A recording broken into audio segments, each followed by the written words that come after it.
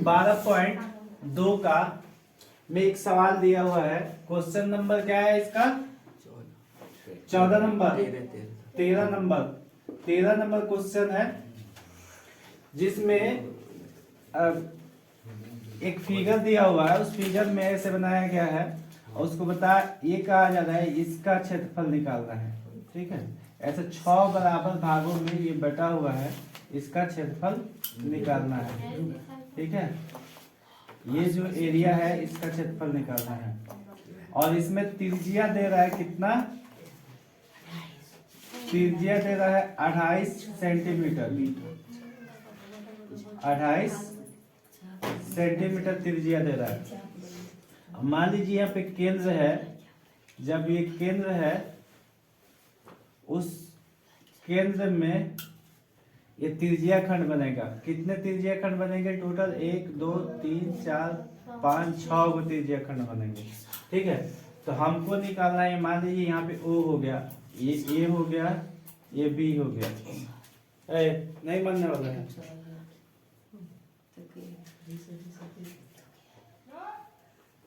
ये हम कैसे निकालेंगे इसको? ये इसमें क्या करेगा? त्रिभुज एक हो जाएगा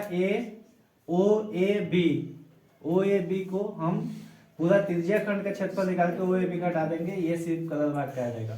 फिर इसको हम 6 गो है तो 6 से गुणा करेंगे, पूरा एरिया आ जाएगा। फिर इसमें एक और दिया है, इसको कॉस्ट जो उसको सजाने में या उसको डेकोरेशन में या उसको जो कॉस्ट आ रहा है कितना? 35 0 पॉइंट इतना रुपया। तो जो फाइनल आंसर आएगा इससे गुणा कर देंगे, हमको आ जाएगा। ठीक है, अब देखिए 13 नंबर सवाल में तो सबसे पहले हम ये लिखते हैं त्रिज्या खंड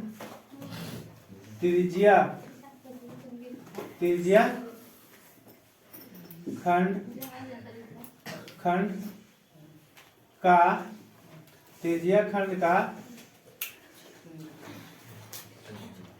त्रिज्या या वृत्त का त्रिज्या भी लिख सकते हैं। त्रिज्या खंड का त्रिज्या बराबर R बराबर कितना है? 28 cm। ठीक है, अब देखिए एक चीज हम थीटा यही निकाल देते हैं, जबकि केंद्र पे कितने डिग्री का कोण बनता है? 360 डिग्री का। अब इसमें बराबर 6 गो कोण बनेगा, तो इसको हम कटाएंगे तो क्या आएगा? 6 6 36 यानी 60 डिग्री का कोण बनेगा। ठीक है, 60 डिग्री का कोण बनेगा। 1 2 3 4 5 6, तो 60 डिग्री का कोण बनेगा। तो इसलिए लिखेंगे त्रिज्या खंड पर बना कोण थीटा, यानी थीटा बराबर कितना? 60 डिग्री का है। ठीक है, तो हम सबसे पहले हम क्या करेंगे? पूरी त्रिज्या खंड का क्षेत्रफल निकालते, वृत्त का क्षेत्रफल हटा देंगे, ये इसका क्षेत्रफल आ जाएगा। ठीक है, तो इसमें हम पहले त्रिज्या खंड का क्षेत्रफल निकालते हैं। त्रिज्या खंड का क्षेत्रफल, त्रिज्या खंड का क्षेत्रफल बराबर क्या होता है? थीटा बटा 360 पाई R²। ठीक है, तो हमारे पास थीटा कितना है? 60 डिग्री और 360 है, 360 रहेगा। और पाई का वैल्यू क्या दे रहा है? 22/7 या कुछ नहीं दिया है, तो 22/7 लेंगे। R हमारे पास कितना है? 28, तो 28 गुणे 28 हो गया। अब ये 0 से 0 गया, ये 6 6 36 हो गया। यहाँ पे 7 चौका 28, इसको कटा देंगे, खत्म। अब यहाँ 6 बच रहा है, तो 6 को भी कटा सकते हैं। 3 से कटाइएगा, 3 से तो इधर नहीं कटेगा, तो 2 से कटाएंगे, 3 बार में जाएगा और ये हो जाएगा 11। ठीक है, अब 3 से इसमें कोई नहीं कटने वाला है, तो हमारे पास क्या आ जाएगा फाइनल? 11 गुणे 4 गुणे 28/3। ठीक है, तो हम इस सबको गुणा कर लेते हैं। 11 चौका 44 गुणे 28/3। ठीक है ना, 11 और 4 और 28, ठीक। और इन दोनों को गुणा कर लिया गया तो 44 हो गया, चूंकि ये 28 के 28 हो, और ये नीचे 3 बच रहा है तो नीचे 3 हो गया। फिर फाइनल हम क्या करते हैं, इसमें 44 को 28 से गुणा कर लेते हैं।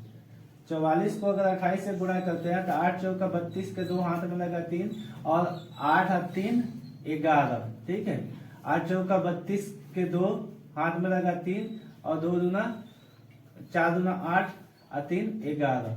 ये फाइनल आएगा 2 3 2 1, ठीक है। यानी 1200, सही है ना जी, 2 3 2 1, ये आ जाएगा आपका 1232, ठीक है, बटा 3।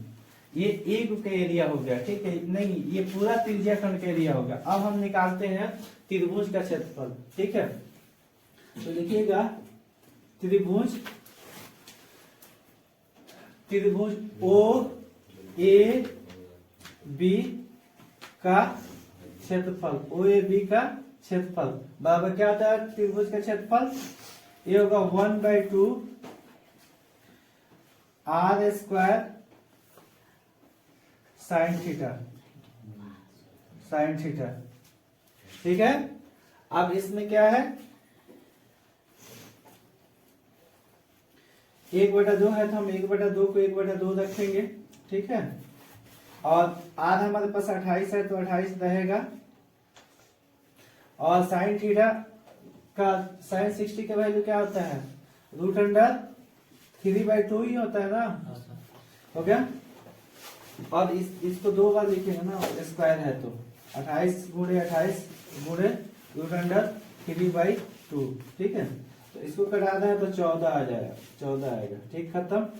अब इसको भी कटा देंगे तो ये भी 14 आ जाएगा, खत्म। अब बच रहा है क्या, 14 गुणे 14 और 14 गुणे 14 और √3, ठीक है। तो 14 चला हुआ 196 होता है, 196 √3, ठीक है। तो इसमें दिया है 3 का, देखिए इसमें हम गए यहाँ पे,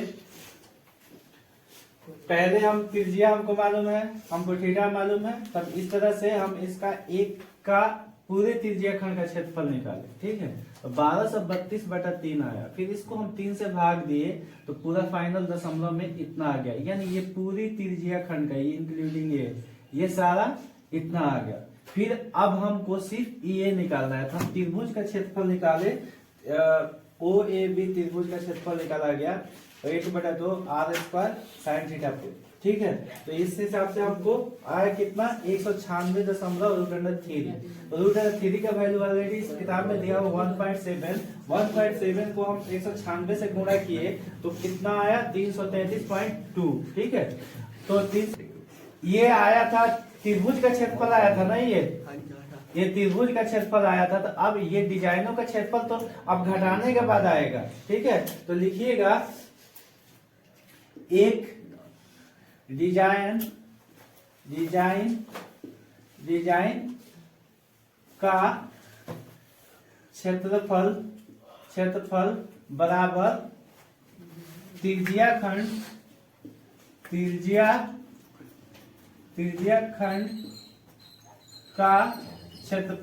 खंड का क्षेत्रफल माइनस त्रिभुज ए या ओ ए बी का क्षेत्रफल, ओ ए बी का क्षेत्रफल, ठीक है। तो त्रिज्या खंड का क्षेत्रफल कितना आया था, 410.6, ठीक है। और त्रिभुज का ये क्षेत्रफल जो आया था, ये त्रिभुज का क्षेत्रफल आया ना, इसमें से घटाना है हमको 333.2, अब आएगा डिजाइन का क्षेत्रफल, ठीक है। तो 6 में से 2 गया तो कितना बचा, 4, ठीक है। दशमलव है, दशमलव देंगे। ये 10 में से 3 गया, कितना बचा, 7, ठीक है। ये 0 है तो ये हो गया 10, 10 में से फिर 3 गया, कितना बचा, 7। ये कितना है, 3 है, 3 में से 3 गया, 0 हो गया, ठीक है। तो इसका कुछ मतलब नहीं। तो अब जो ये वाला आया cm स्क्वायर, ये आया डिजाइन का क्षेत्रफल। ठीक है, तो इस तरह से टोटल डिजाइन कितने हैं? 6 है। टोटल डिजाइन है 6। टोटल डिजाइन 6 है, तो इसको क्या करेंगे? 6 से गुणा करेंगे। लिखिएगा, क्योंकि कुल डिजाइनों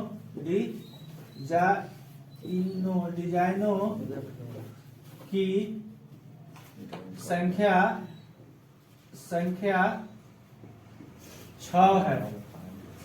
6 है, कुल डिजाइनों की संख्या 6 है, इसलिए